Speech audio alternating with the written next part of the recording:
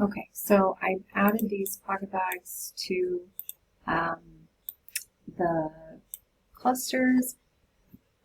They will try to wrap around the body. It eventually will dress properly, which you see here, but you may want to add a new cluster and put the pocket bags in their own cluster.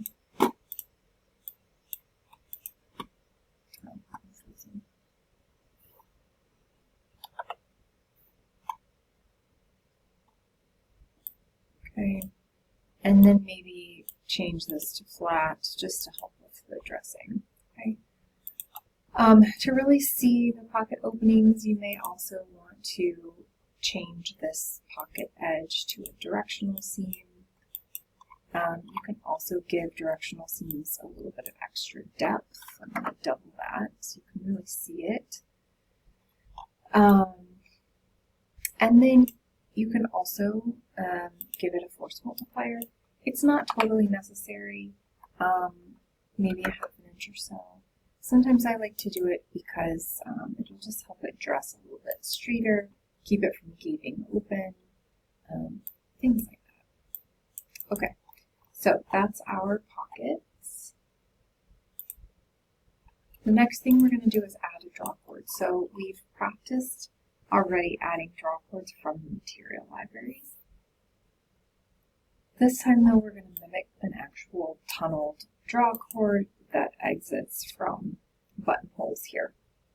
So the first thing I need to do is draw my new draw cord. So it's going to be a rectangle. I'm just going to draw a rectangle and then change the measurements. I'm going to select it. I'm going to go here. Let's say my draw cord is going to be a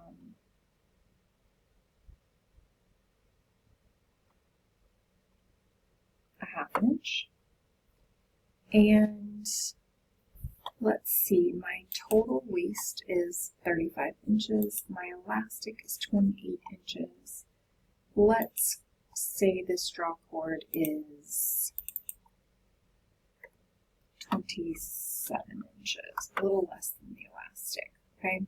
I actually want it to be some mirrored piece, so I'm going to divide that by 2 and then use this edge as my edge symmetry, okay?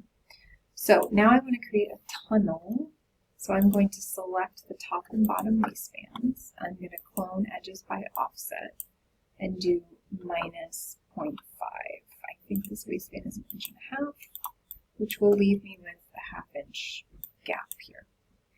I am then going to stitch this edge to this first top internal line, flip, bottom edge to the bottom internal line, flip, and then I will stitch the short edges to each other. Okay. For right now, I'm going to leave this in the self fabric. Sometimes if I'm trying to mimic something very sturdy, one, you can use elastic. 2, sometimes I'll use like a very rigid fabric if I'm shearing something that's not necessarily stretchy. Okay, and then let's see what my layers are. So my elastic is layer 1, my waistband is layer 2. I am going to make my waistband layer 3, and I'm going to put my draw cord at layer 2 and change the grid to match the other pieces. Okay. I'm going to stick this draw cord with the others, raise it a bit, twist it. Okay, probably can lower it just a tad, and I'm going to dress this. Okay. So because this has elastic, it doesn't necessarily do much. If this was a waistband that did not have elastic, you would definitely see the difference. Okay, you would actually shear it like a draw cord would shear it. Okay, oh, you know what I just noticed? I didn't restitch my waist after I added the pockets. So I'm going to do that real quick. So this, see how this waistband stitches to the front and the back, but not to the pocket bag. So I'm going to remove these stitches. I'm going to re-stitch this multi to front. I gotta include this little nugget here on the back, and done. Okay, much better. Okay, so now that I have that drop cord in there, again, maybe I didn't eat it with the elastic, but you'll see the rest of it, and so you'll know if you want to do something that just has a drop cord, this is how I would do it. Okay. I guess I could also remove the elastic. Let's see what happens if I do that. Yeah.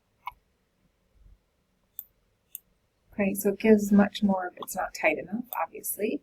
We would need to make it tighter or use an elastic or some other fabric that doesn't have any stretch in it. And gives it kind of that more cinched look as opposed to the elastic look. Okay, I'm going to add the elastic back.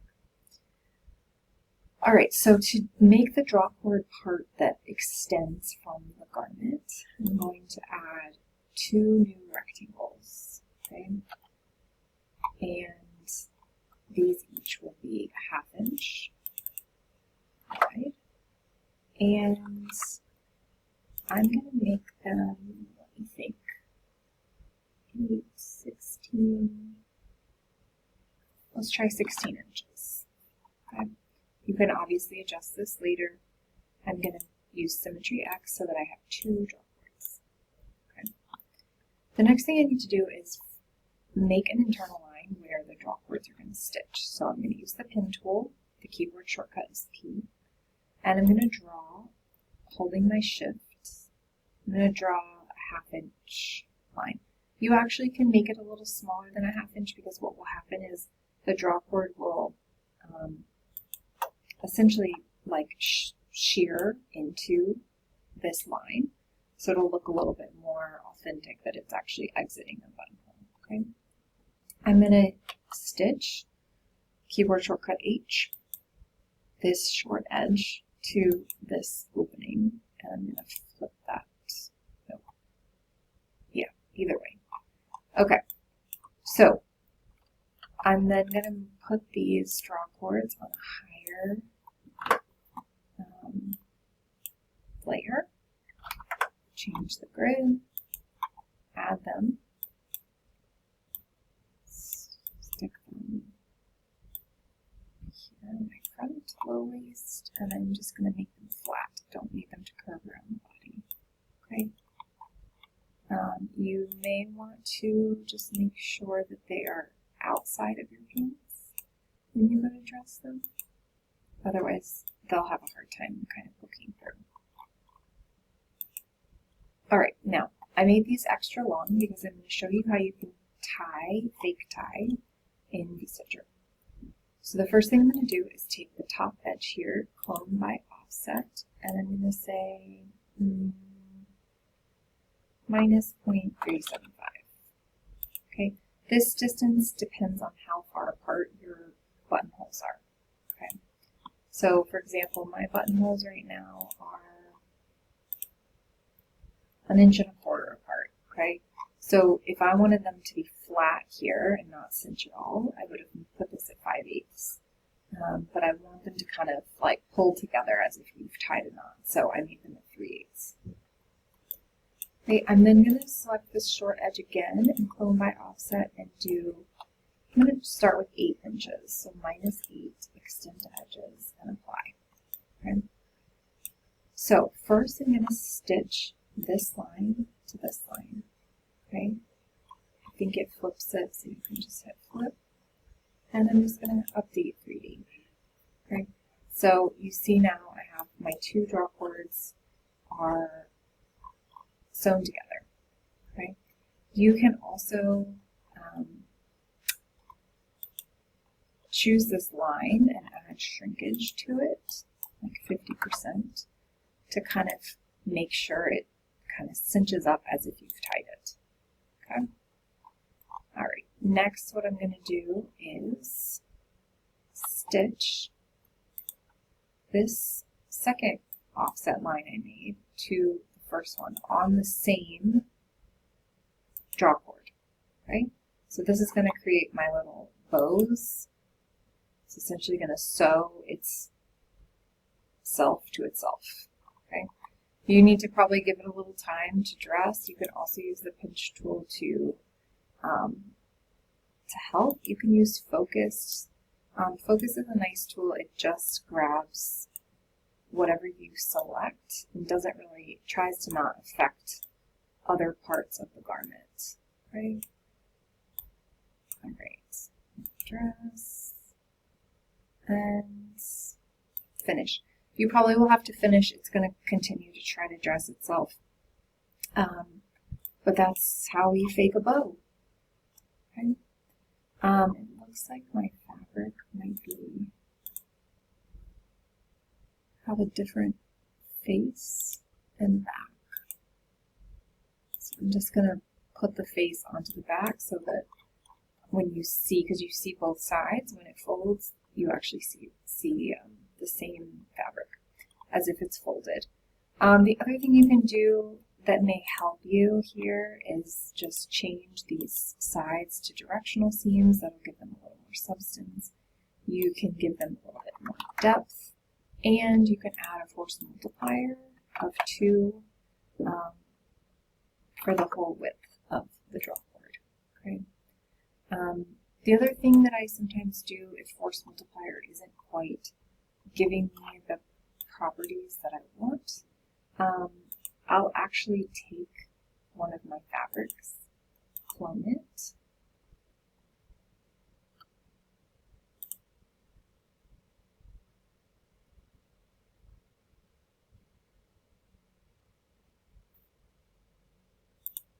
and rename it. I'm going to say double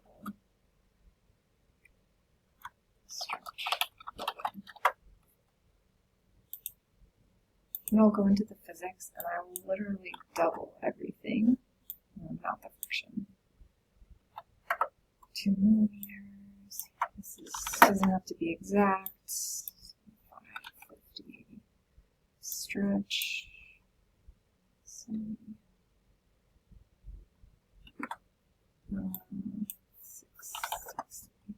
Okay. And then maybe I'll assign this to the draw cords so that they're a little bit really truly like a thicker weight to them and a thicker appearance to them. I'll do this for collars sometimes, waistbands for sure, like on denim. But you see how the draw cord really has that kind of extra thickness look to it, as if you've taken the self and you've doubled it. You can also make the ends look realistic, like they're folded back. What I usually do is take this end, clone edges by offset, minus maybe 1/2 inch. Okay, and then I'll go to insert extract, and I'll take this piece out, make it symmetrical, stitch it to itself, to the regular draw cord. Okay, just the top and the bottom. You don't need to stitch the sides. If you think about how you turn back the end of a draw cord, the sides will be open. And then you can apply your single needle top stitch that has no offset to this line.